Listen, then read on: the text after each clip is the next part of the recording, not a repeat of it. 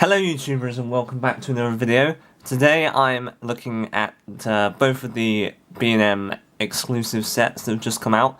The 4th Doctor Collector set and the Monsters Collector set. I'm not going to be reviewing the 9th Doctor one because I didn't pick it up because I didn't want it. I wanted these two specifically for Canine and the Attack Cyberman.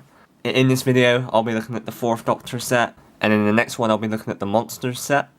Now, just before I begin this review, I will say, quality control, I got hit quite a bit by quality control issues with these sets. I went into the store and all they had was one 4th Doctor set, one Monsters set, and two 9th Doctor set. So I kind of picked up these two without looking at them. I quickly browsed over them, but I was going to pick them up regardless. Most of the quality control issues cannot be seen by looking in the packaging, because most of them are on the back of the figure. But I'll get into them in the actual review. The Cyberman set, the Monster set, is worse. There was quite a tiny issues with the 4th Doctor set, but like I said, I'll talk about them later in the video. Let's start off by looking at the 4th Doctor set, and we'll take a quick look at the packaging.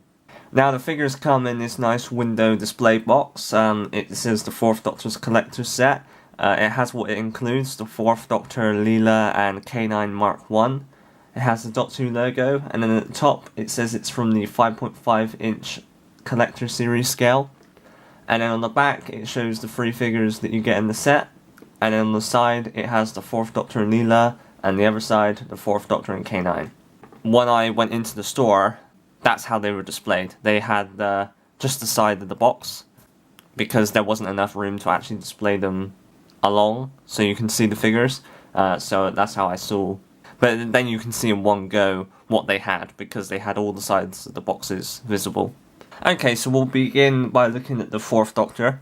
Now this is the exact same 4th Doctor as you get in the Pyramids of Mars, the single release. There might be some slight differences. I do have the original to hand here, but before we take a look at the comparison, we'll just take a look at the figure. He obviously comes with the smiling face. The head is removable. Detail is very nice on the head sculpt. It looks a lot like Tom Baker, but it's what we've come to know from the 4th Doctor action figures. Okay, because these are all re-releases with tweaks, I'm not really going to go over like the articulation and looking at all the details, because like I said, they're old figures but just repackaged with slight differences. So we're just going to focus on the actual differences for now. So on the left here I have the new release of the Tom Baker, and on the right it's the old release. There is quite a difference with the head sculpts. On the newer one he has a slightly darker skin. On the older one it's more pale.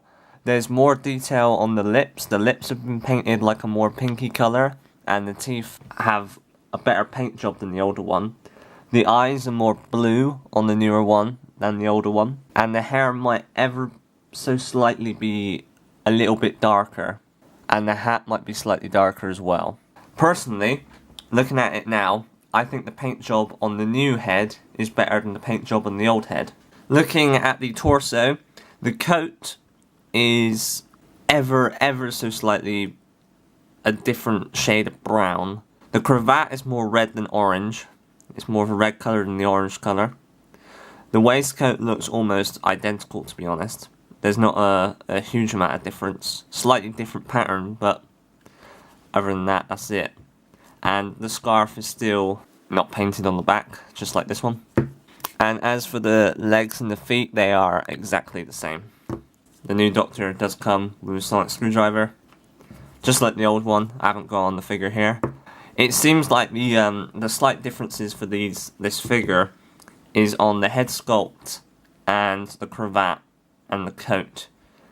And I mean, all over the figure, the details seem ever so slightly sharpened. I don't know whether that's because this figure is so old, it's slightly worn down, and because this is brand new, it looks slightly better. The details on the head sculpt is obviously noticeably different. So yeah, not an awful lot to say about this figure, but I mean there's not an awful lot to say about all the figures.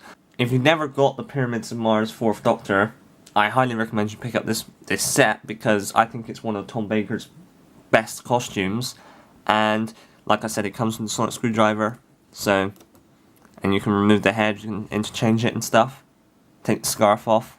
So if you never got the old Tom Baker Pyramids of Mars, then I recommend you should pick up this set because this figure is good. Okay, moving on with Lila. Now, I had the image of the Fendal set, the Lila with the hair and the bun, but I did sell her on eBay quite a while back. I don't normally sell my figures, but I needed money for something else, and I mainly sold the ones that I didn't want, and it was only her and a few Earthshock Cybermen, because I had quite a few, and a variant of John Pertwee, I think, because it was a variant. Lila was the only original figure that I sold that I didn't have another one of, so I'm very happy to see her re-released with this set, because it means I get to have another Lila, and I prefer her with the long hair than tied up into a bun. Now, this Lila is part of the quality control issues. It's not really a quality control issue, it's more just this leg. I don't know how they put it on, it's gone like slightly that way. At first I thought she had a thigh swivel, but she doesn't, so I can't twist the leg. I can twist the boot, but it looks a bit odd. I mean, when you bend the leg it does go out, so it's not straight like this one. It's not a huge problem. Like I said, the ones in the 4th Doctor set are only very minor quality control issues. The bigger ones come with the Sideman set. I mean, like I said, the head sculpt looks really good. I can't really compare it because I haven't got another Lila figure. She comes with a knife. So if you haven't got a Lila figure like me, I do recommend picking up the set. One thing I will say is that on her wrist here, now this isn't just on mine, it's on all of them. On her wrist, it looks like she should have a wristband painted on. More so on this side than on this side. But I did look at the images of the old Lila figures, and one of them did have some kind of wrist thing on there.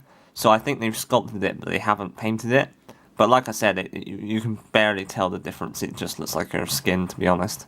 So yeah, not an awful lot to say about this figure. I mean, like I said, I'm not going to cover the articulation, and I'm not really going to look at the detail. I'm more going to look at the comparisons between the two. But obviously I haven't got a figure to compare her with. So if you never got any of the Lila figures, then this set might be for you. Like I said, it's only $16.99, and you get 3 figures for it. If you never got Lila and the 4th Doctor, then definitely pick up this set, because you're getting a Doctor in an outfit you might not have, and you're getting a companion you won't have. If you're a fan of the 4th Doctor and you have none of these figures, then this set will be ideal for you.